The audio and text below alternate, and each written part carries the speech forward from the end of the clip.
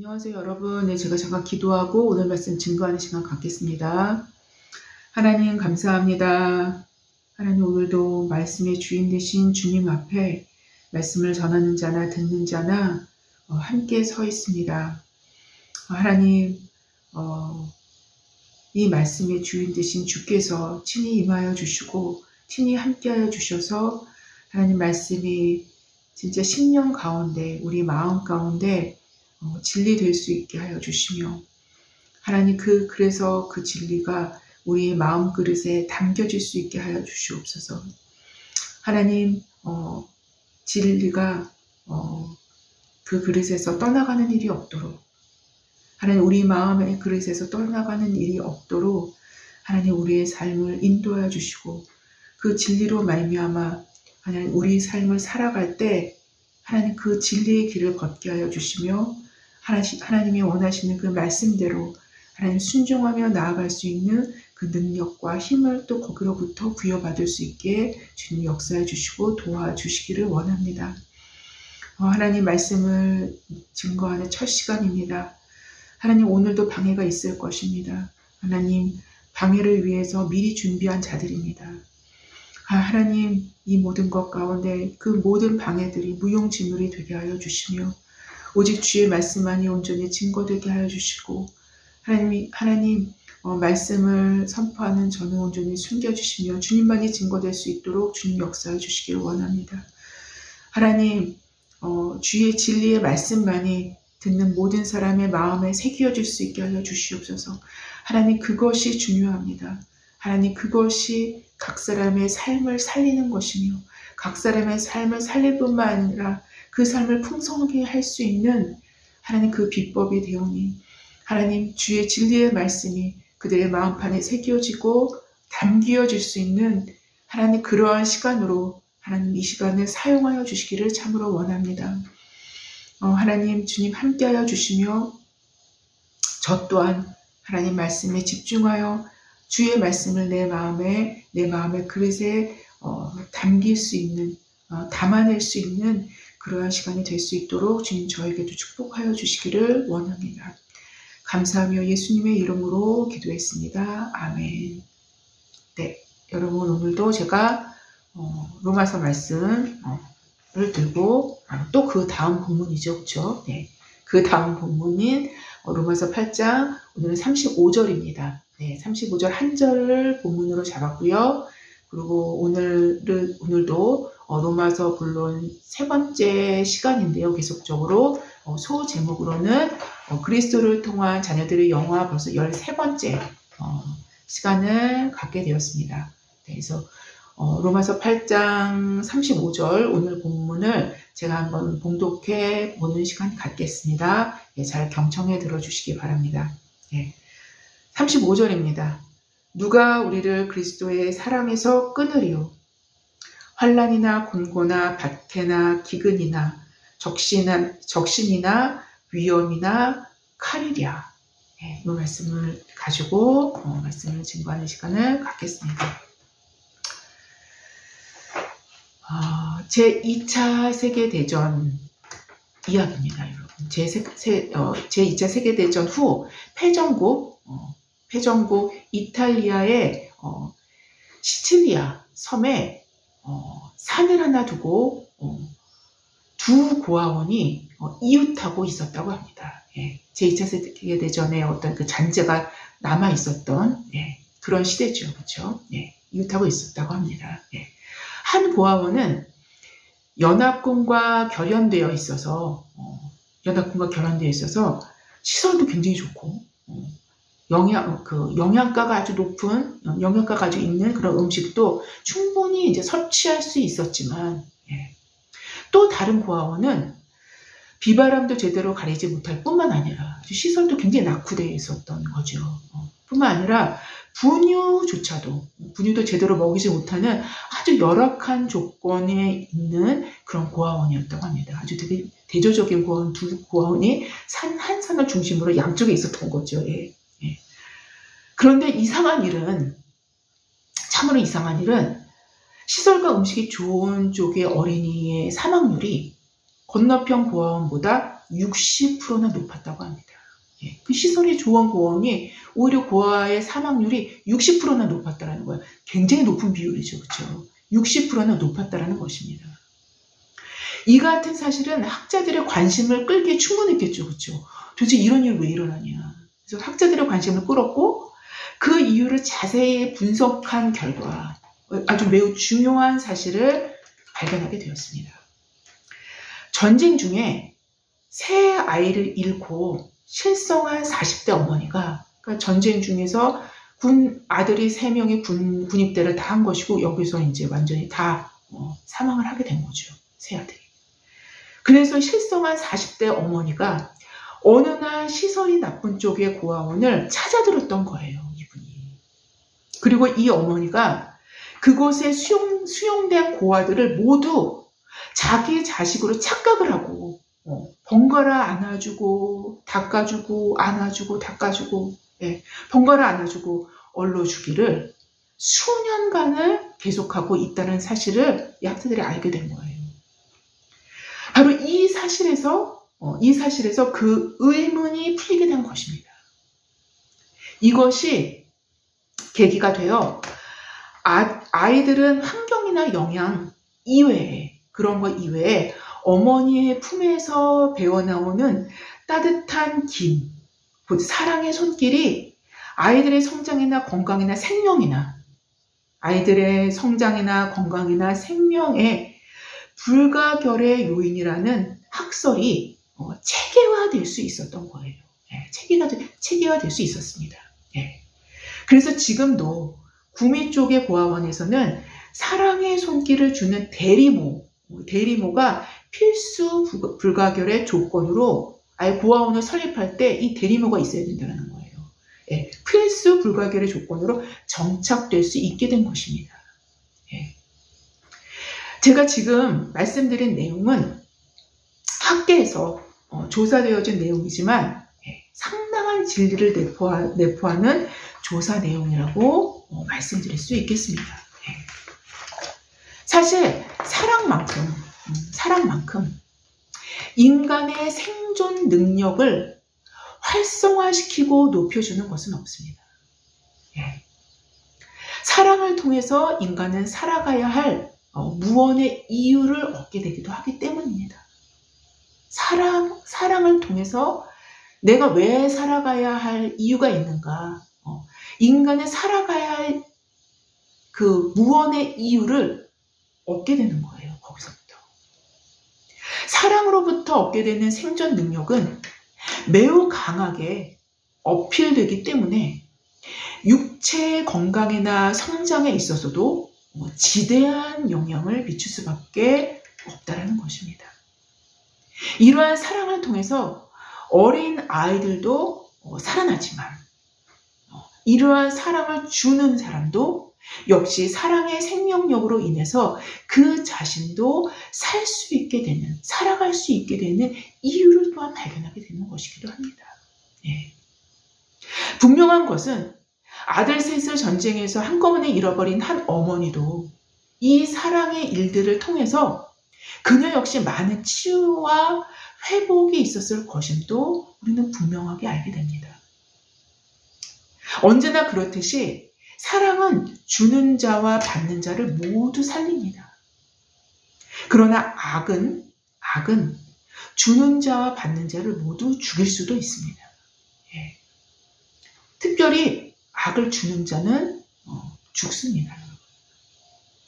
시편 34절 21절 이하에도 이렇게 기록이 되어 있어요.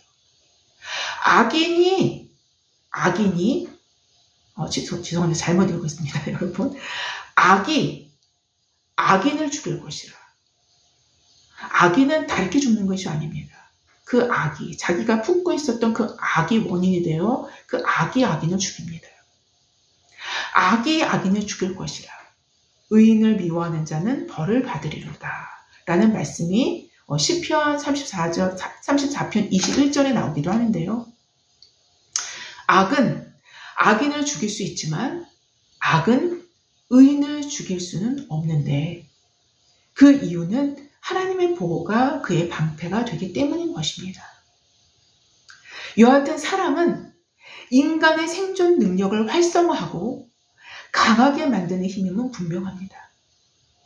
깊은 사랑을 많이 받고 자라난 아이들이 돈을 많이 줘서 아이들의 장난감을 많이 사주고 돈을 많이 줘서 그 환경을 아주 풍요롭고 좋게 만드는 그런 사랑을 얘기하는 건 아닙니다.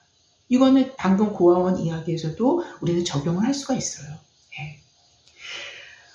깊은 사랑입니다. 깊은 사랑. 깊은 사랑을 많이 받고 자라난 아이들이 강한 아이로 성장할 수 있듯이 하나님의 깊은 사랑을 많이 받으면 그 얄팍한 사랑이 아닙니다.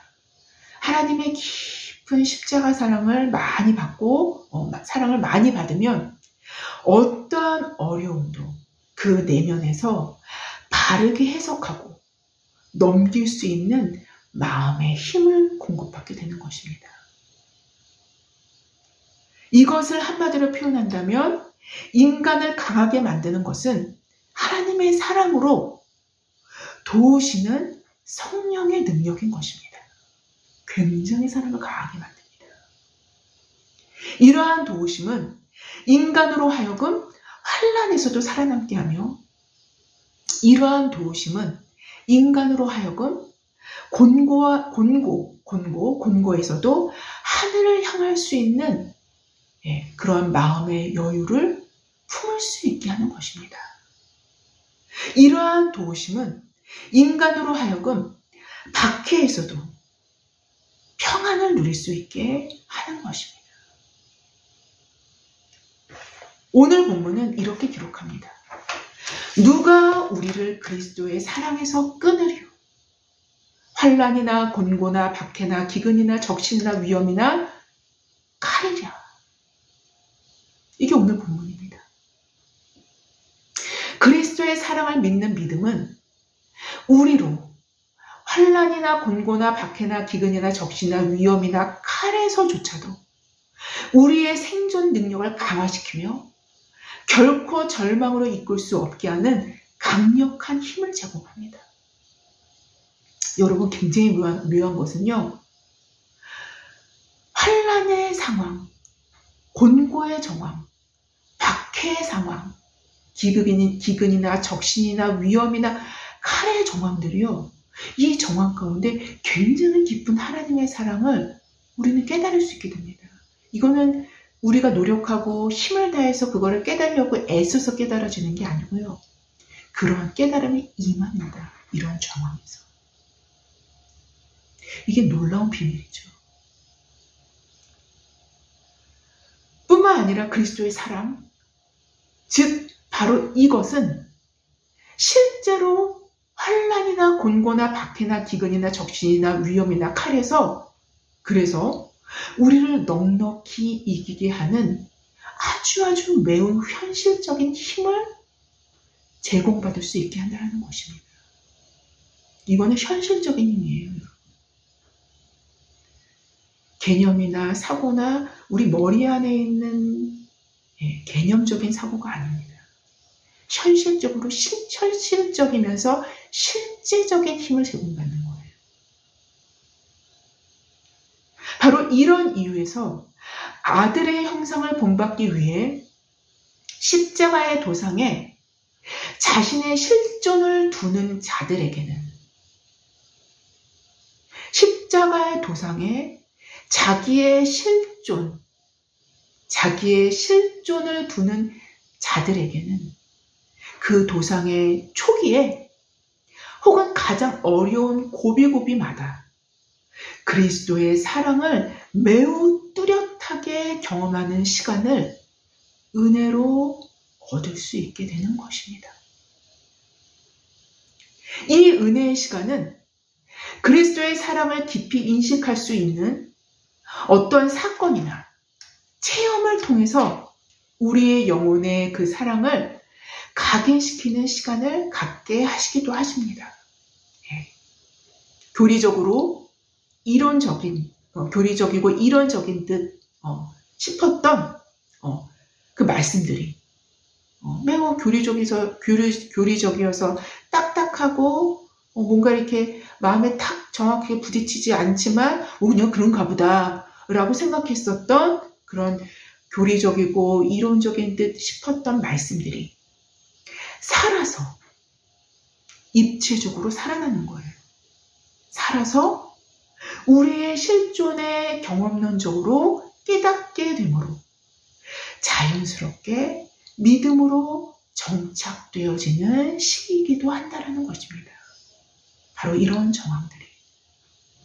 바로 이것이 환난이나 곤고나 박해나 기근이나 적신이나 위험이나 칼에서 곧 이러한 상황과 정황 속에서 더 견고하고 강력하게 그리스도의 사랑에 대한 믿음을 확고하게 만드는 하나의 접착제와도 같은 역할을 한다는 것입니다. 인간의 이론적으로는 환난이나 곤고나 박해나 기근이나 적시나 위험이나 칼이 그리스도의 사랑을 끊어놓을 수 있는 그 사랑을 믿지 못하게 할 수 있는 그 사랑을 오히려 멸시할 수도 있는 그런 요소로 등장할 수도 충분히 있겠으나 사실상 현실적으로는 전혀 그렇지 않다라는 것이 사도의 증언이며 나 역시 이러한 것에 저 역시 이러한 것에 충분히 동의합니다. 현실적으로는 실제 정황에서는 이러한 정황에서는 그렇지 않아요. 이게 기독교의 신비인 거예요. 바로 이때 십자가의 도상에 존재하는 하나님의 자녀들에게는 매우 묘한 일이 벌어지게 되는데요. 이론적으로는 그리스도의 사랑에서 끊어놓을 수 있을 만한 이러한 요소들, 곧 환난이나 곤고나 박해나 기근이나 적시나 위험이나 칼이 오히려 그리스도의 사랑에 견고히 접붙임이 되는 마치 접착제와 같은 역할을 하게 된다는 것을 말입니다. 어떤 측면에서는 이것이 곧 미리 아신 자. 이게 뭐예요? 미리 사랑하신 자였죠. 미리 사랑하신 자. 즉 하나님을 사랑하는 자, 곧 그 뜻대로 부르심을 입은 자들이었죠. 정확히. 그 입은 자들의 하나의 표징이 되어질 수 있다는 것은 분명한 사실이 또한 되어지는 것입니다. 왜냐하면 오늘 로마서 8장 35절 본문 자체가 정확히 이러한 맥락에서 전후 문맥이 바로 이것입니다. 이러한 맥락에서 거론되어진 것이며 곧 이들의 입술에서 터져나오는 사랑의 송가이기 때문인 거예요. 바로 이들의 입술에서 터져나오는 것이 오늘 본문의 사랑의 송가인 거예요. 쉽게 설명한다면 본문 로마서 8장 35절에 누가 우리를 그리스도의 사랑에서 끊으리오라는 사도의 반문에서 나타나는 우리, 누가 우리를 그리스도의 사랑에서 끊으려 했는데 여기서 우리를 이라고 나오는 그 우리는 정확히 하나님의 미리 아신 자들, 곧 미리 사랑하신 자들, 그리고 미리 정하신 자, 부르신 자, 의롭다 하신 자, 영화롭게 하신 자였던 바로 그 무리들이었다라는 것입니다. 바로 그 무리가 우리예요. 동일한 무리들을 가리키고 있는 것입니다. 물론 환난이나 곤고나 박해나 기근이나 적시나 위험이나 칼은 우리가 기뻐하는 것들은 결코 아닙니다. 이것들은 우리에게 불편함뿐만 아니라 심적, 육체적 고통과 아픔을 동반합니다. 게다가 우리의 생명까지 위협을 받게 하는 불청객들임은 분명합니다. 불청객들이에요. 정확히 얘기하면. 그럼에도 우리는 이것들을 통해서 아들의 형상을 본받는 현실적이면서 실제적인 환경을 제공받으면서 그리스도의 사랑에 견고히 접붙임이 되는 경험들로 활용되는 것입니다. 이것이 합력하여 선을 이루시는 하나님의 능력과 권능인 거예요. 또한 우리는 바로 이때 이제서야 그리스도의 사랑이 얼마나 강력한 것인가에 대한 위력을 우리 안에서부터 현실적으로 발견하게 되는 때인 것입니다. 또 발견된 그 발견되어 가는 사랑의 위력으로 우리는 십자가의 도상을 걸어갈 수 있는 매일의 힘을 공급받을 수 있게 되는 것이기도 합니다. 이러한 그리스도의 사랑은 당연히 우리의 믿음, 곧 그리스도를 향한 우리의 믿음을 활성화시켜 아주 견고하게 하게 되는 것입니다. 그래서 사랑으로서 역사하는 믿음이 되는 거죠. 믿음은 나 자신 스스로에게 요청하는 종교적인 혹은 심리적인 요청이 아닙니다. 다시 얘기할까요? 믿음은 나 자신 스스로에게 요청하는 종교적인 혹은 심리적인 요청사항이 아닌 거예요. 믿음은 내 마음 스스로에게 다짐하는 심리적인 결단이 아닌 것입니다. 믿음은 내 안에서 내 스스로 만들어내는 것도 아니며, 만약 이럴 경우에 왜곡되고 잘못된 믿음의 길을 갈 수밖에 없어요. 이건 믿음이 아닙니다. 믿음의 모형을 갖고 있으나 그 내부는 믿음이 아닌 거예요. 이러한 믿음은 자기 열심의 결과로 얻어지는 믿음으로 귀결될 뿐이기 때문인 거예요. 믿음은 곧 믿음의 주체는 하나님입니다. 내 자신이 아닌 것입니다. 자기 열심의 결과로 얻어지는 믿음은요, 자기 의를 만들어낼 뿐이에요. 믿음으로 자기 의를 만들어내는 사람들이 현대 교회에는 굉장히 많습니다. 하지만 그 본질 자체가 잘못된 믿음이에요. 믿음은 자기 의를 사실상 파괴합니다. 온전히 믿음만이 드러나는 것이 성경적 믿음인 거예요. 믿음은 곧 그 믿음의 주체는 하나님입니다. 심리적인 마음의 노력으로 만들어낸 믿음은 그 주체가 자기 자신일 뿐이기 때문인 거죠. 오히려 믿음은 하나님을 바라보는 것입니다. 믿음은 하나님을 바라보는 거예요. 아무것도 아닌 내 자신에게 무엇인가 만들어내려는 궁색한 노력을 포기하고 오직 모든 기대와 해결책은 하나님께만 있다는 것을 깨닫고 하나님만을 바라보는 것입니다. 이게 믿음이에요. 바로 참된 믿음이 작동되는 순간에는 자기는 없는 것입니다. 그 순간만큼 자기는 없는 거예요. 오직 그 자리에 하나님만이 그 중심에 강력하게 자리 잡는 것입니다. 이게 믿음이고, 이 시점에서 그 자리 잡은 하나님이 곧 십자가를 지심으로 나의 죄를 대속하신 그 하나님, 바로 그 그리스도의 사랑이 실존적으로 경험되어진다면 그 사랑은 곧 그 믿음이 되어지는 것입니다. 그 사랑은 곧 바로 그것이 믿음이 되어지는 거예요. 또한 그 믿음은 바로 거기서 그 온전한 사랑을 발견했기에 그 믿음이 강력해지는 것입니다. 그래서 믿음은 사랑으로 역사합니다. 갈라디아서 5장 6절에 나오죠. 또한 사랑은 믿음을 불러일으키고 견고하게 세웁니다.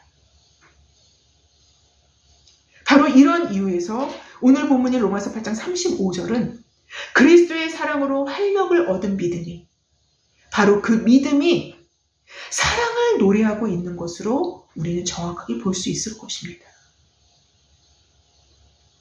이 믿음은 그리스도의 사랑을 온전하고 뚜렷하게 바라봅니다. 이 믿음의 주체는 바로 그리스도이기 때문인 거예요. 이 믿음에는 그리스도의 사랑만이 그 중심에 강력하게 자리 잡고 있음을 우리는 확인할 수 있는 것입니다. 이 믿음은 자신의 환난이나 곤고나 박해의 상황, 기근과 적신과 위험과 칼의 상황을 뒤로 한 채 이 모든 일에 우리를 사랑하시는 이로 말미암아 넉넉히 이긴다라는 확신에 압도되어 있음을 우리는 보게 됩니다.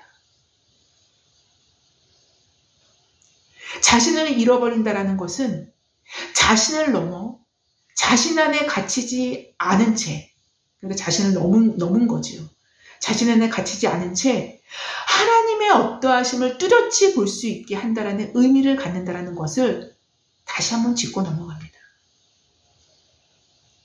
왜냐하면 인간에게 있어서 언제나 하나님의 하나님 되심을 볼 수 없게, 하나님의 하나님 되심을 볼 수 없게 막아서는 것은 항상 우리 인간 자신뿐이 없기 때문인 거예요. 여하튼 본문으로 다시 돌아가서 좀 더 살펴보는 시간을 갖고자 합니다. 본문의 시작은 지금까지 사도가 수사학적인 질문들을 던지면서 논지를 펼쳤던 것과 같이 동일하게 오늘 본문도 역시 누가 우리를 그리스도의 사랑에서 끊으리요? 라고 시작합니다. 계속 질문을 던지지 않습니까? 수학적인 질문을. 오늘도 이렇게 질문을 던지는 거예요. 사실 지금까지 사도가 던졌던 수학적 질문이었던 그런즉 이 일에 대하여 우리가 무슨 말 하리요? 그리고 만일 하나님이 우리를 위하시면 누가 우리를 대적하리요?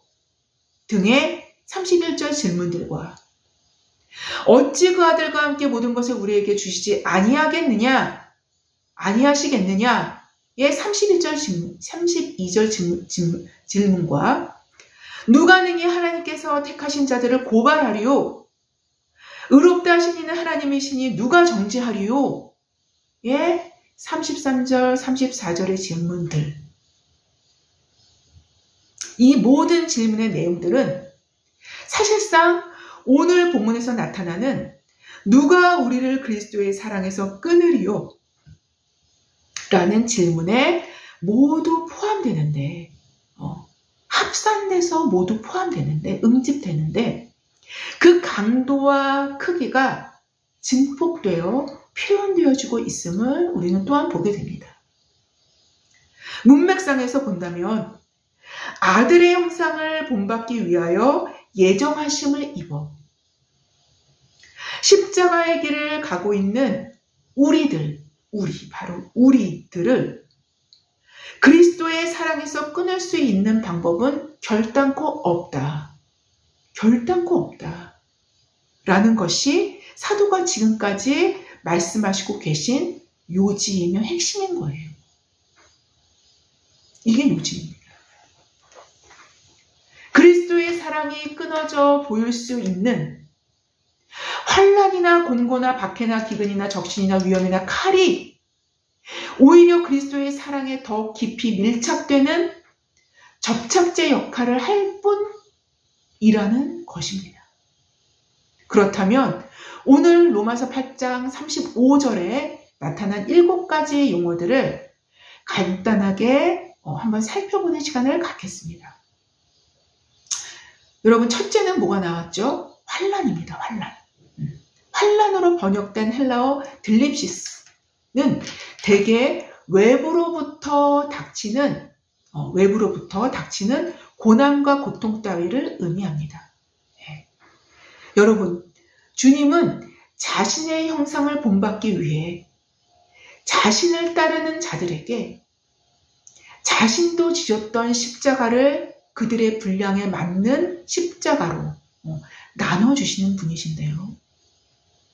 그리스도를 따르는 제자의 삶을 충실히 따라갔던 사도 바울 역시, 그래서 사도행전 14장 22절에서 그는 이렇게 기록을 합니다. 이렇게 말씀을 합니다. 예. 제자들의 마음을 굳게 하여 이 믿음에 머물러 있으라 권하고, 또 우리가 하나님의 나라에 들어가려면 많은 환난을 겪어야 할 것이라. 그리고 사도 바울 자신은 이렇게 말을 하고 있어요.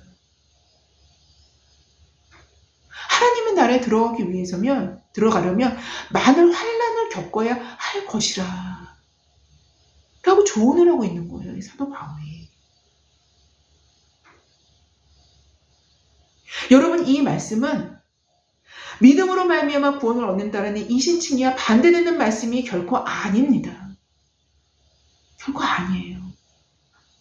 오히려 믿음의 길을 가는 자들, 그 길에 들어선 자들은 이것이 두 개가 아니라 하나임을 직감합니다. 이게 두 개가 아니에요. 이게 하나임을 직감해요. 왜냐하면 방금 전에 제가 이미 말씀드렸듯이 그 아들의 형상을 본받기 위해 예정하심을 입은 자들에게 주어지게 되는 아들의 삶의 방식대로 살아가게 하는 십자가의 길에서는 그것이 크던 작던, 그 십자가가 크던 작던 환난을 면할 수 없는 이유는 그 환난이 오히려 그리스도의 사랑에 더 깊이 밀착되게 하는 접착체 역할을 하게 되기 때문인 것입니다.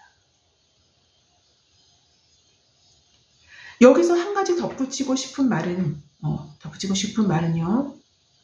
시편 121편 7절에는 이렇게 기록합니다. 여호와께서 너를 지켜 모든 환난을 면케하시며 또 내 영혼을 지키시리로다 라는 말씀을 우리는 기억할 수 있어요. 환난을 면케하신대요. 이거 무슨 말 하는 거예요? 이런 질문이 이렇게 나오지 않습니까, 여러분? 이 말씀은 환난을 전혀 당하지 않도록 온실 속의 화초처럼 보호하실 것이라는 의미가 아닙니다. 이와 비슷하게 지금 사랑의 송가에서도 아주 비슷한 의미의 개념을 우리는 확인할 수 있는데요. 이 로마서에서는 만일 하나님이 우리를 위하시면 누가 우리를 대적하리요? 라는 수학적인 반문을 우리는 이미 배웠어요. 이미 우린 지나왔습니다. 이렇게 만일 하나님이 우리를 위하시면 누가 우리를 대적하리요? 라고 말씀하신 것이 대적자 자체를 일으키지 못하게 하시거나 대적을 못하게 하신다라는 뜻이 아니었던 것과도 같다는 겁니다. 이건 이런 의미가 아니었죠. 그렇죠? 만약 그렇다면 오늘 본문처럼 환난이나 공고나 박해나 기근이나 적신이나 위험이나 칼 등이 거론될 이유조차도 없을 것이고, 종의 주를 위하여 죽음을 당하게 되며 도살당할 양같이 여김을 받을 필요도 없을 것이기 때문인 거예요. 그래서 그런 의미가 아닌 것입니다. 만약 하나님이 우리를 위하시면 누가 우리를 대적하리요? 라는 의미와 똑같다는 것입니다. 마찬가지로 시편 121편 7절 말씀은 환난을 면하게 하신다라는 것은 환난 자체를 아예 당하지 않도록 온실 속의 화초로 키우신다라는 의미가 아니라 환난 속에서도 그 환난에 지지 않고 환난이 주는 독초에 해를 당하는 것이 아니라 환난에서 승리하게 하시며 도리어 그것까지 선을 이루시게 할 하나님의 보호하심이 약속되어 있다라는 의미인 것입니다. 이것이 121편, 시편 121편에서 말씀하시는 하나님의 보호하심인 것입니다. 하나님의 보호하심은 인간을 나약하게 만들지 않습니다. 온실 속의 화초로 만들지 않아요. 하나님의 보호하심은 당신의 자녀들을 강하게 키우시는 보호하심인 거예요. 십자가의 길은 원래 죽음으로 향하는 길을 의미합니다. 왜냐하면 고대의 십자가형은 그 십자가에 매어 달릴, 자기가 짊어지고 가는 그 십자가에 매어 달릴 죄수가 자기 십자가를 지고 그 처형될 장소까지 메고 가야 했기 때문인 거예요. 그래서 십자가의 길은 죽음으로 향하는 길, 곧 그 목적지에는 죽음이 기다리고 있음을 상징하는 것이 바로 십자가의 길이었습니다. 이와 같이 그리스도의 삶의 형태를 본받는 십자가의 길은 자신의 육신이 죽음으로 향하는 길을 걷는 것입니다. 따라서 그 목적지에는 육신의 죽음을 통해 하나님께 드릴 영적 예배, 영적 제사가 완성되는 바로 그 지점인 것입니다. 바로 이것입니다. 환난은 그것 자체는 좋은 것이 아니지만 어쩌면 그것 자체는 악한 거예요. 그것 자체는 나쁜 것입니다. 그것 자체는 좋은 것이 아니지만 환난을 통한 육신의 약화됨, 그리고 육신의 죽어감은 그리스도의 형상을 본받는 중요한, 아주 매우 중요한 요소가 되어지며, 더 나아가 그리스도의 사랑에 밀착되게 하는 접착제와도 같은 역할을 하게 하는 요소가 되어지기 때문에 사도는 우리가 하나님 나라에 들어가려면 많은 환난을 겪어야 할 것이니라 라고 말씀하시고 계신 것입니다. 이신칭의와 대조되는 것이 아닙니다. 이신칭의와 완전히 대비를 이루는 항목이 아닌 거예요. 이 말씀을 사도행전 14절 22절에 말씀하시기 직전에 비시대 안독 설교에서, 그러니까 사도행전 13장 39절에서 그 설교에서 이미 이신칭의 교리가 나오고 있음을 볼 때, 이미 이신칭의 교리가 나오고 있어요. 이 사도행전 14장 22절의 말씀의 의미는 그래서 바로 그렇기 때문에 더욱 중요한 의미를 갖게 되는 것이기도 합니다. 여하튼 십자가의 도상을 걷는 택정함을 입은 그의 백성들에게는 로마서 8장의 사랑의 찬가에서 보여주고 있듯이 환난에 대한 다른 관점을 우리에게 요청하고 계신다는 것입니다. 둘째는 권고입니다. 헬라어 원본에는 스테노코리아라는 용어가 쓰였는데요. 본래 이 용어는 좁은 방을 가리키는 용어입니다. 좁은 방. 즉 좁은 감옥방에 갇힌 것과 같은 제약을 받는 상태를 의미하겠는데요. 마치 이런 것과 같은 심적 고통을 표현해내는 용어라고 할 수 있습니다. 마치 자기가 좁은 방에 갇혀있는 듯한. 만약 여러분 중 누군가가 하나님을 기쁘시게 하기 위하여 세속적으로 흐르는 그 일반적인 흐름을 거부하고, 이건 이런 정도는 해야 돼. 너무 이렇게 꼬장꼬장하게 할 필요 없어. 다 그렇게 사는 거야 원래. 이렇게 가는 거죠. 그렇죠? 세속적인 흐름, 그 일반적인 흐름을 거부한 결과로 거부한 결과로 관계적인 제약이나 어려움을 겪다가 심적으로 이러한 곤고가 찾아왔다면 여러분, 이때 성경이 여러분에게 하시는 말씀은 오히려 이것이 그가 하나님의 미리 아시고 미리 정하시고 부르시고 의롭다 하신 그리고 영화롭게 하신 자임을 표명해 주는 상황이 되어진다는 것입니다. 이 상황이 그거를 표명해 주는 상황이 되는 거예요. 그런 상황이 되어진다는 것과 이러한 자들을 누구도 고발할 수 없고 누구도 정죄할 수 없다라는 사실과 또 이러한 자들을 그리스도의 사랑에서 끊을 수 있는 그 어떠한 방법도 존재하지 않는다라는 사실을 성경은 분명히 제시하고 계신 것입니다. 분명히 말씀하시고 계신 거예요.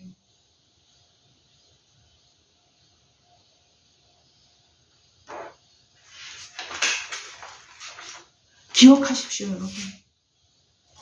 바로 이런 자들이 여러분 중에 누구시라면 사실상 그는 소망의 영적 실체를 소유한 분인 것입니다. 그는 그리스도의 영광의 영이 그의 머리 위에 머물러 있는 자인 것입니다. 안 보이십니까? 그러나 성경은 분명히 그렇게 증언하고 있는 것입니다. 지금 로마서가 그걸 증언하고 있는 거예요. 그리고 그리스도의 사랑에서 끊을 수 없는 자라고 증언하고 있는 것입니다. 실제로 박해입니다. 박해는 디오코라는 헬라어 용어는 종교적 신앙의 복음이나 종교적인 어떤 신앙의 복음이나 종교적 의식, 그러니까 사상이죠, 사상. 종교적 사상을 억제하려 드는 폭력적 수단을 말합니다. 사실 사회 과학이 발달하면서 이 폭력적인 수단도 다양해지고 집요해졌다고 말씀드릴 수 있어요. 예, 굉장히 다양하고 집요합니다. 여하튼 박해 시대는 아닐지라도 여전히 우리 시대에도 박해는 존재합니다.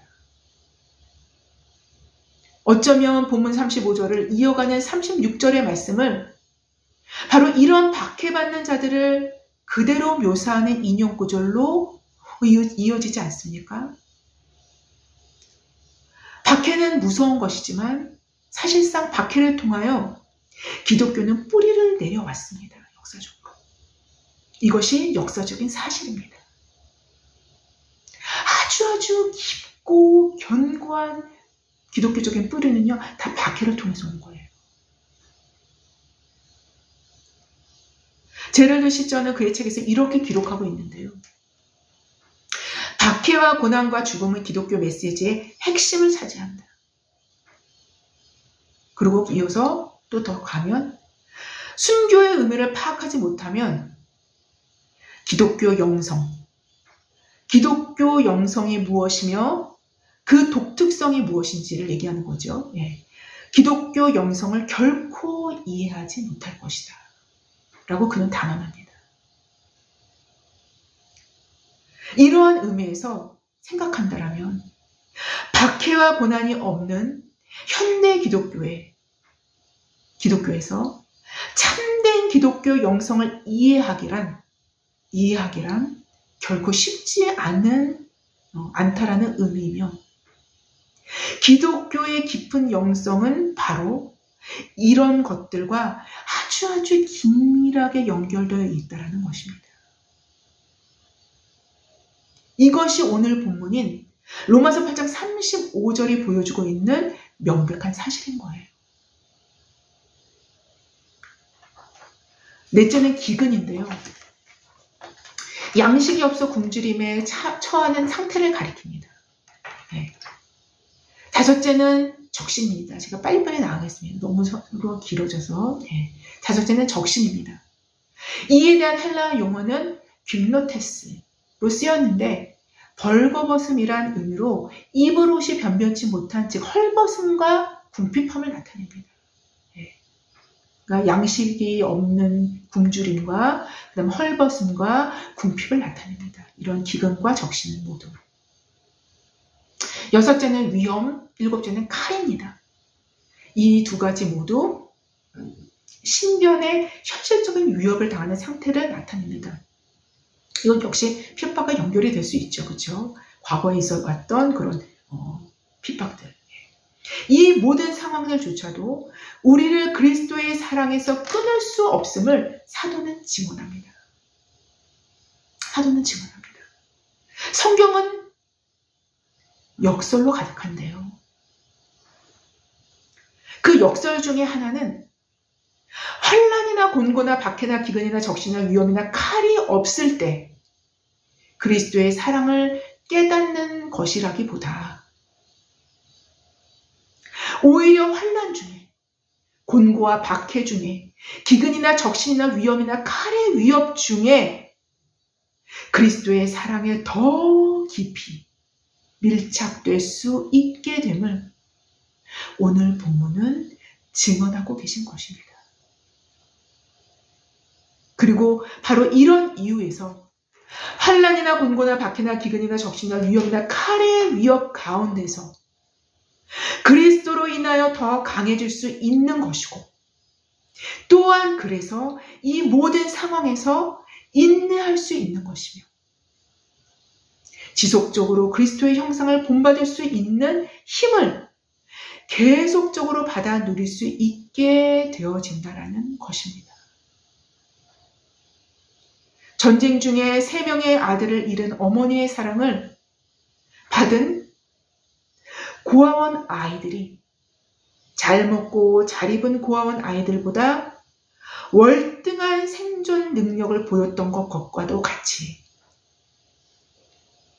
그리스도의 사랑은 십자가의 도상을 걷는 하나님의 자녀들에게 강력한 생존 능력을 부여할 뿐만 아니라 환난과 곤고와 핍박의 한복판에서 더욱 그리스도의 사랑을 밀착하여 경험케 되므로 십자가의 그 도상이 그리스도의 사랑을 진실로 찬양할 수 있는 자리가 되게 하시는 하나님의 지혜를 오늘 본문은 우리에게 소개해주고 있다는 것입니다.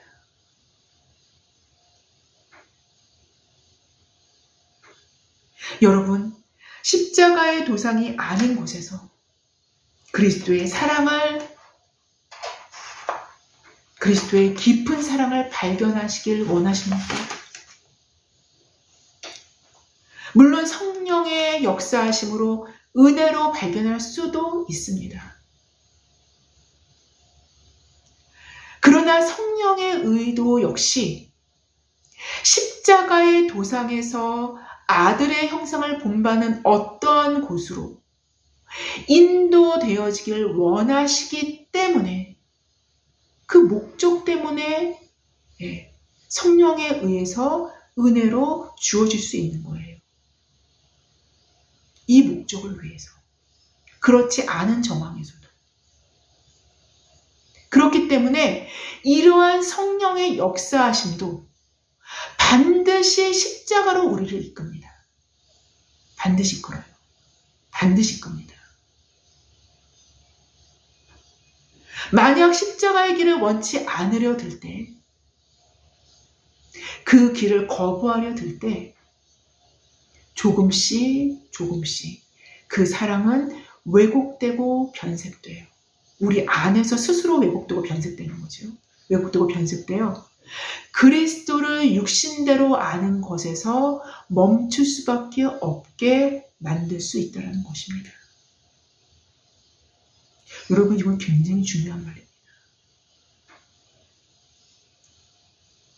로마서뿐만 아니라 성경 전체에서 하나님의 사랑에 대한 강력한 증거를 기록한 말씀들 중에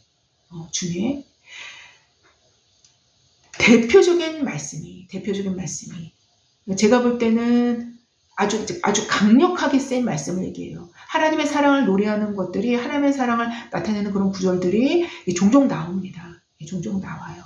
나오는데 그 중에서도 아주 강력하게 표현된 그런 말씀들을 제가 본다면 그 대표적인 말씀이 사실상 로마서 8장 31절에서 39절에 나타난 오늘 본문에 포함이 된 이 본문입니다. 이게 굉장히 강력한 거예요. 신약에서는 거의 최고봉이라고 할 수 있어요. 신구약 사실 다 합쳐서도요. 여기서 명백한 사실인 십자가의 도상에서 라는 분명한 정황들은 우리는 지금까지 알아왔던 것처럼 부인할 수 없어요. 이 로마서 8장의 이 사랑의 노래는, 사랑의 송가는 십자가의 도상이라는 이 정황을 빼놓고는 이 전체적인 기록이 의미를 우리가 찾을 수가 없어요. 찾지 못합니다. 십자가의 도상이라는 분명한 정황들을 우리는 부인할 수가 없습니다. 또 구약에서 제가 한번 소개해 드릴까 하는데요. 구약에서 가장 강력한 하나님의 사랑을 증언하고 있는 것이 제가 확인한 바로는 아가서 8장 5절부터 7절 말씀입니다. 이게 가장 아주 강한 불같은 강력한 그런 하나님의 사랑을 구약에서 드러낸 부분인데요. 이렇게 기록합니다. 너는 나를 도장같이 마음에 품고 도장같이 팔에 두라. 아예 네 살에 새겨 넣으라는 것입니다. 도장같이 너는 나를 하나님 나 자신을 도장같이 마음에 품고 도장같이 팔에 두라. 사랑은 죽음같이 강하고 질투는 수월같이 잔인하여 불길같이 일어나니 그 기세가 여호와의 불과 같으니라.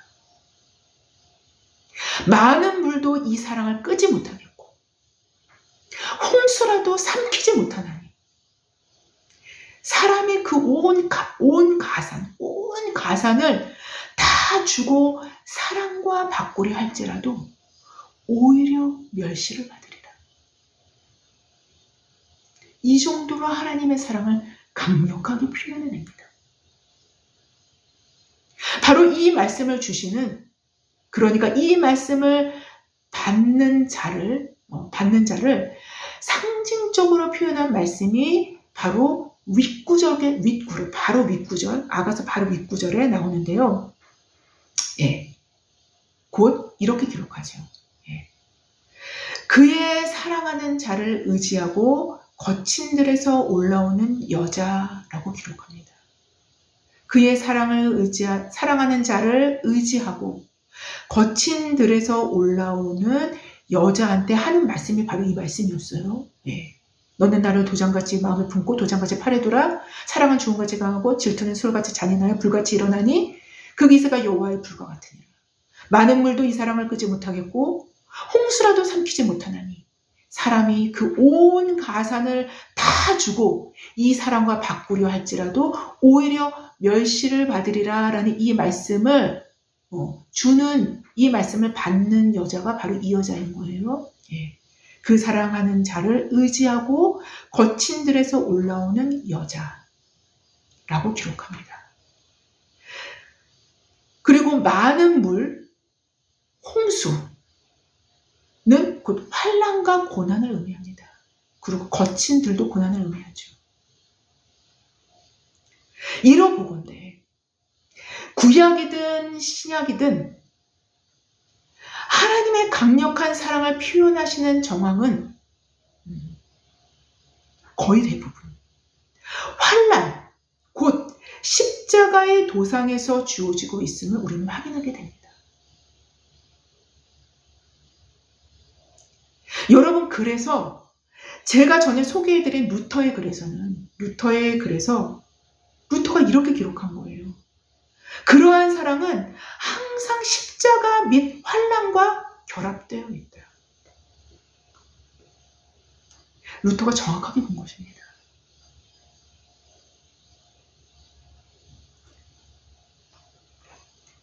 여러분은 어떤 고아원에서 살고 싶으신가요? 여러분 어떤 고아원에서 살고 싶어요? 여러분이 진짜 원하는 것을 여러분은 취할 것입니다. 여러분이 진짜 원하는 것을 여러분은 취할 거예요. 그리스도의 사랑을 말한다 할지라도 여러분이 진짜 원하는 것만을 취할 것입니다. 아무리 그리스도의 사랑을 말로 주저리 사랑의 노래를 말로 막 이렇게 말한다 할지라도 여러분이 진짜 원하는 것만을 취할 거예요. 이건 역시 우리의 자유의지적인 부분이 들어가 있는 부분입니다. 그럼에도 하나님의 택정하심은 자유의지까지 사용하시어 이루어 가시기도 하십니다. 그것까지도 사용하셔요. 우리 안에 소원을 두고 행하시는 분이십니다.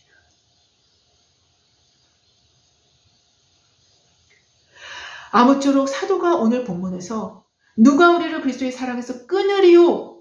라고 반문했듯이 우리도 우렁차게 환난과 곤고나 핍박이나 기근이나 적시나 위험나 칼의 위협 속에서도 누가 우리를 그리스도의 사랑에서 끊으리요? 라고 담대하게 사랑을 노래할 수 있는 저와 여러분 모두가 되어지기를 주님의 이름으로 기도합니다. 제가 기도하고 마치겠습니다. 하나님 감사합니다. 하나님 감사합니다. 모든 것을 선으로 바꾸시는 하나님. 오히려 그 바꾼 것이 더욱더 좋은 선으로 이루시는 그 하나님. 그 선하신 하나님을 우리가 우리 아버지로 삼았습니다. 하나님 어느 정황에서든지 어떠한 삶의 굴곡에서든지 하나님 그 사랑을 우리가 바라보게 하여 주시고